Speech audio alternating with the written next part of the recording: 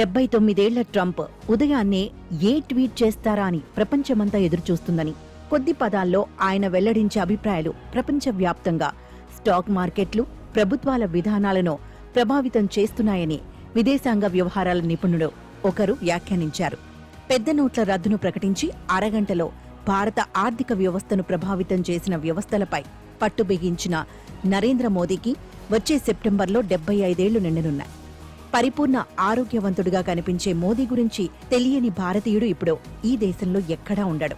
5 సార్లు రష్యా అధ్యక్షుడిగా గెలిచిన 74 ఏళ్ల పుతిన్ వర్తమాన ప్రపంచ శక్తివంతమైన నాయకుల్లో ఒకరు.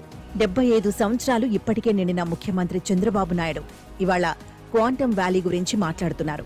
ప్రభుత్వ విధానాలే దేశ భవిష్యత్తును తీర్చిదిద్దుతాయని, 70 సంవత్సరాల వయసులో ప్రధాని అయిన పివి నరసింహారావు ఆర్థిక సంస్కరణలు అమలు చేయాలని నిర్ణయించకపోతే ఇవాళ దేశం అభివృద్ధి పథంలో పయనిస్తూ ఉండేది కాదని మంగళవారం చంద్రబాబు ఢిల్లీలో పివి స్మారకోపన్యాసం వెలువరిస్తూ చెప్పారు. దేశ రాజకీయాలను, ఆర్థిక వ్యవస్థను ప్రభావితం చేసేందుకు నాయకుల వయస్సుతో నిమిత్తం ఉండదని, ప్రజల అవసరాలు, ప్రయోజనాలకు అనుగుణంగా నాయకులు క్రియాశీలకంగా ఉన్నంతకాలం వారు తమ రాజకీయ జీవితంలో కొనసాగుతూనే ఉంటారని చెప్పేందుకు ఎన్నో ఉదాహరణలు ఉన్నాయి. అయినప్పటికీ ప్రజా జీవనంలో ఉన్నవారు 75 సంవత్సరాలు పూర్తయిన తర్వాత ఇతరులకు అవకాశం కల్పించాలని రాష్ట్రీయ స్వయం సేవక్ సంఘ్ అధినేత మోహన్ భగవత్ ఇటీవలి అన్న మాటలు తీవ్ర చర్చను ఎందుకు ప్రేరేపిస్తున్నాయి? రాష్ట్రీయ స్వయం సేవక్ సంఘ్ అంటే బీజేపీ మాతృ సంస్థ. బీజేపీలో ఉన్న అగ్రనాయకులంతా సంఘ్ నుంచి వచ్చిన వారే. ఒక్కసారి స్వయం సేవకుడైతే జీవితాంతం స్వయం సేవకుడే అని దివంగత ప్రధానమంత్రి అటల్ బిహారీ వాజ్పేయి సగర్వంగా ప్రకటించారు. గత ఏప్రిల్ తుదినాళ్లలో ప్రధానమంత్రి నరేంద్ర మోదీ నాగ్పూర్లో ఆర్ఎస్ఎస్ కార్యాలయానికి వెళ్లినప్పుడు స్వయం సేవకులను ఉద్దేశించి మాట్లాడుతూ మనో అనే పదాన్ని ఉపయోగించారు. తాను స్వయం సేవకుణ్ణి కాదని మోదీ ఎప్పుడూ అనలేదు. ఇంతకు మోహన్ భగవత్ వ్యాఖ్యలపై చర్చిస్తున్నది ఎవరు అన్నది ప్రధానం. భగవత్ అలా ప్రకటించగానే కాంగ్రెస్ నేతలు సంబరపడిపారు. తన మనుగడకు మోదీ ఎంత ప్రమాదకరమో కాంగ్రెస్ భావిస్తున్నందువల్లే ఆ పార్టీ నాయకులు సంబరాన్ని ప్రకటించారనడంలో అతిశయోక్తి లేదు. 2014లో మోదీ ప్రధానిగా ఎన్నికైనప్పటి నుంచి కాంగ్రెస్ జీవన్మరణ సంఘర్షణ చేస్తూనే ఉంది. ఒక్కో రాష్ట్రంలో అధికారాన్ని కోల్పోతూ వస్తోంది. మోదీని ఢీకొనడానికి బలమైన రాజకీయ కార్యాచరణ ఎలా నిర్మించాలా అన్న విషయం కాంగ్రెస్ నేతలకు అంతుపట్టడం లేదు. మోదీనే కాదు, ఆయన మూలంగా విస్తరిస్తోన్న భావజాలాన్ని ఎదుర్కొనేందుకు అవసరమైన ప్రత్యామ్నాయ భావజాలం కాంగ్రెస్ కాని, ఇతర ప్రతిపక్షాలు కాని, వామపక్ష మేధావులు కాని ఇంకా సమకూర్చుకోవాల్సి ఉంది. అందువల్ల తాము ఓడించలేని మోదీని సంఘ్ పరివార్ పక్కకు తప్పిస్తుందని ఆశపడడంలో అర్థం లేదు. మోదీ ఉన్నా లేకపోయినా మోదీ ఒక మహాశక్తిగా రూపొందడానికి కారణమైన భావజాలాన్ని కాంగ్రెస్, ఇతర ప్రతిపక్షాల శక్తులు ఎలా ఎదుర్కోగలవు అని సామాజిక విశ్లేషకులు ఆలోచిస్తున్నారు. 82 ఏళ్లు నిండిన మల్లికార్జున ఖర్గేని పార్టీ అధ్యక్షుడిగా 78 ఏళ్ల వయసులో సోనియాను రాజ్యసభ సభ్యురాలిగా కొనసాగిస్తున్న కాంగ్రెస్, ఇతర పార్టీల నేతల వయసు గురించి మాట్లాడటం అసమంజసంగానే ఉంటుంది. మోదీ స్వయం సేవకుడే. అంత మాత్రాన మోహన్ భగవత్ వ్యక్తం చేసిన అభిప్రాయం మోదీకి కూడా వర్తిస్తుందని అనడానికి వీల్లేదు. బహుశా భగవత్ స్వయంగా తన గురించి ఈ అభిప్రాయం వ్యక్తం చేసి ఉండవచ్చు. ఆయనకు కూడా సెప్టెంబర్లోనే 75 ఏళ్లు పూర్తి కానున్నాయి. గత ఏప్రిల్లో మోదీ నాగ్పూర్కు వెళ్లినప్పుడు ఆయనను పదవీ విరమణ చేయమని సంఘ్ అడిగిందని శివసేన నేత సంజయ్ రౌత్ చెప్పారు. మోదీ త్వరలో పదవీ విరమణ చేస్తారని, అమిత్ షాకు అధికారం అప్పచెబుతారని గత ఏడాది ఆప్ నేత అరవింద్ కేజ్రీవాల్ ఊహాగానం చేశారు. అసలు బీజేపీ వ్యవహారాలపై మాట్లాడే హక్కు వారికేముంది? ఆశ్చర్యకరమైన విషయం ఏమిటంటే కేజ్రీవాల్, సంజయ్ రౌత్ వ్యాఖ్యానించినప్పుడు అమిత్ షా, దేవేంద్ర ఫడ్నవీస్ వంటి నేతలు వెంటనే ఖండించారు.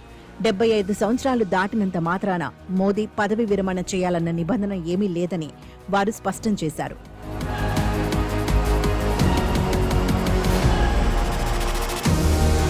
గమనార్హం ఏమిటంటే మోహన్ భగవత్ వ్యాఖ్యలపై కాంగ్రెస్ స్పందిస్తూ మోదీని సంఘ్ ఇంటికి పంపాలనుకుంటున్నదని వ్యాఖ్యానిస్తే బీజేపీ నేతలు ఎవరూ మాట్లాడలేదు. అంతా నీరవ నిశ్శబ్దం నెలకొంది. అయినప్పటికీ భగవత్ వ్యాఖ్యలు మోదీకి వర్తిస్తాయని చెప్పేందుకు వీల్లేదు. ఎందుకంటే సంఘ్ పెద్దల వ్యాఖ్యలపై బీజేపీ నేతలు ఎవరూ వ్యాఖ్యానించే అవకాశం ఏమాత్రం లేదు. ఇది సంఘ్లోనూ పార్టీలోనూ అందరూ పాటించే క్రమశిక్షణ. సంఘ్ పెద్దలు ఏ వ్యాఖ్యలు చేసినా అది తమ అంతర్గత వ్యవహారమని వారు భావిస్తారు. అంతేకాదు, మోదీ 10 సంవత్సరాలకు పైగా అధికారంలో ఉన్న బీజేపీలో ఎక్కడా ఆయనకు వ్యతిరేకంగా రణగుణ ధ్వనులు వినిపించలేదు. మోదీ తీసుకున్న ప్రతి నిర్ణయాన్ని బీజేపీ నేతలు ఆమోదించారు. 75 సంవత్సరాలు దాటాయన్న పేరుతో అద్వానీ, మురళీ మనోహర్ జోషి వంటి వారిని మార్గదర్శక మండలిలో చేర్చినా ఎవరూ ప్రశ్నించలేదు. ఆనందీబెన్, సుమిత్రా మహాజన్ వంటి వారిని విశ్రాంతి తీసుకోమని చెప్పినా అలా ఎందుకు అని అడిగిన వారు లేరు. ముఖ్యమంత్రులుగా ఉన్న సీనియర్లను తప్పించి అనామకులను నియమించినా మోదీని ధిక్కరించిన వారు కనపడలేదు. మోదీ, షా ప్రవేశపెట్టిన అధిష్టాన సంస్కృతి అంతకంతకు బలోపేతమవుతోంది. అంతేకాక వయసు పెరిగిందన్న పేరుతో మోదీని పక్కకు తప్పిస్తే ఆయన కంటే బలమైన నేత లభిస్తారన్న గ్యారెంటీ ఏమిటి? మోదీ వారసుణ్ణి సంఘ్ మాత్రమే నిర్ణయిస్తుందన్న విషయంలో రెండో ఆలోచనకు తావులేదు. లాల్ కృష్ణ అద్వానీ కరాచీ వెళ్లి దేశ విభజనకు కారకుడైన పాకిస్తాన్ సంస్థాపకుడు మహమ్మద్ అలీ జిన్నాను ప్రశంసిస్తే ఆయనను పక్కకు తప్పించింది సంఘ్ కాదా? వాజ్పేయి తర్వాత 2 సార్లు అవకాశం లభించిన బీజేపీని అధికారంలోకి తెచ్చేందుకు అద్వానీ విఫలమైతే ఆయన స్థానంలో ప్రధానమంత్రి అభ్యర్థిగా నరేంద్ర మోదీని రంగంలోకి దించింది సంఘ్ కాదా? ఒకసారి బీజేపీ అధికారంలోకి వచ్చిన తర్వాత పార్టీ రోజువారీ నిర్ణయాల్లో సంఘ్ కలుగచేసుకోకపోవచ్చు. అయినా ఇవాళ ప్రతి మంత్రిత్వ శాఖలోనూ, విభాగాల్లోనూ, అనుబంధ సంస్థల్లోనూ సంఘుకు సంబంధించిన వారు రకరకాల పదవుల్లో నియమితులవుతున్నారన్న విషయాన్ని కాదనగలమా? ఇంతెందుకు, ఎన్నికలు జరుగుతున్న సమయంలో బీజేపీ గెలుపొందేందుకు రకరకాల సంస్థల ద్వారా సంఘ్ తన వంతు ప్రయత్నాలు చేయడం, లబ్ధిదారుల వద్దకు వెళ్లడం నిజం కాదా? సంఘ్ పెద్దల్ని మచ్చిక చేసుకుంటే తమ పనులు సులభంగా అవుతాయని, ఏ పదవి రావాలన్నా సంఘ్ ఆశీర్వచనాలు అవసరమని బీజేపీ నేతలు కూడా భావిస్తున్నారు. అందువల్ల సంఘ్ లేనిది బీజేపీ లేదు, బీజేపీ లేనిది సంఘ్ లేదనేది కఠోర వాస్తవం. ఆర్ఎస్ఎస్ ను బలహీనం చేయకుండా బీజేపీని దెబ్బతీయలేమని ఇటీవలి కాంగ్రెస్ ప్రధాన కార్యదర్శి ఒకరు అంగీకరించారు. రాహుల్ గాంధీ కూడా తన ప్రధాన దాడిని సంఘ్పై ఎక్కుపెడుతున్నారు. మోదీ స్థానంలో మరో నేత ఇప్పట్లో అధికారం చేపట్టే అవకాశాలు అనుమానమే. సంఘ్ ఇప్పటికే మోదీకి ప్రత్యామ్నాయంగా మరో నేతను సిద్ధం చేసిందని చెప్పడానికి ఆధారాలేమీ లేవు. నిజానికి సంఘ్ ఎప్పుడూ వ్యక్తుల ఆధారంగా ఆలోచన జరపదని ఆ సంస్థ పెద్దలు అనేకసార్లు సూచించారు. వ్యక్తుల ఆధారంగా పార్టీలు అధికారంలోకి రావని, ఆనాటి సామాజిక, ఆర్థిక, రాజకీయ పరిస్థితుల ఆధారంగా పార్టీలు అధికారంలోకి వచ్చే వాతావరణం ఏర్పడుతుందని, ఆ సమయంలో క్రియాశీలకంగా ఉన్న ఒక వ్యక్తి అవకాశాలు అందిపుచ్చుకుంటారని సమాజ చలన సూత్రాలు చెబుతున్నాయి. అందువల్ల మోదీ స్థానంలో నితిన్ గడ్కరీ, యోగి ఆదిత్యనాథ్ల గురించి చర్చ జరుగుతున్నా అది కేవలం ఊహాగానాలపై ఆధారపడిన చర్చ మాత్రమే. కాకపోతే బీజేపీపై ఆర్ఎస్ఎస్ పట్టు మరింత బిగిస్తోందని చెప్పేందుకు ఆధారాలున్నాయి. వివిధ రాష్ట్రాల బీజేపీ అధ్యక్షుల నియామకంలో సంఘ్ పాత్ర స్పష్టంగా కనబడుతోంది. బీజేపీ జాతీయ అధ్యక్షుడి నియామకం విషయంలో కూడా బీజేపీ, సంఘ్ పెద్దలు ఆచితూచి వ్యవహరిస్తున్నారు. ఎందుకంటే బీజేపీ ఇప్పటికే 10 ఏళ్లకు పైగా అధికారంలో ఉంది. ఈ 10 ఏళ్ల కాలంలో ప్రధానమంత్రి నరేంద్ర మోదీ తీసుకున్న నిర్ణయాలు, ఫలితాలపై అంతటా చర్చ జరుగుతోంది. రానున్న సంవత్సరాలలో భారత రాజకీయాలలో, సామాజిక జీవనంలో బీజేపీ సంఘ్ ప్రభావాన్ని కొనసాగించడం అనేది చాలా కీలకమైన విషయం. బీజేపీని మరింత చైతన్యవంతం చేయగల, పటిష్టపరచగల పార్టీ అధ్యక్షుడు ప్రస్తుతం అవసరం. ఈ కారణంగా బీజేపీ జాతీయ అధ్యక్షుడి నియామకం ఇప్పుడు యాంత్రికంగా జరిగే నిర్ణయం కాకపోవచ్చని ఆ పార్టీ నేతలే ఊహిస్తున్నారు. హిందుత్వ ఆధారంగా బీజేపీ చేసిన ప్రచారం, దానికి తోడుగా అవలంబించిన రాజకీయాలు ప్రతిపక్షాలను బలహీనం చేసేందుకు అనుసరించిన విధానాలు ఎల్లవేళలా విజయవంతం కాకపోవచ్చు.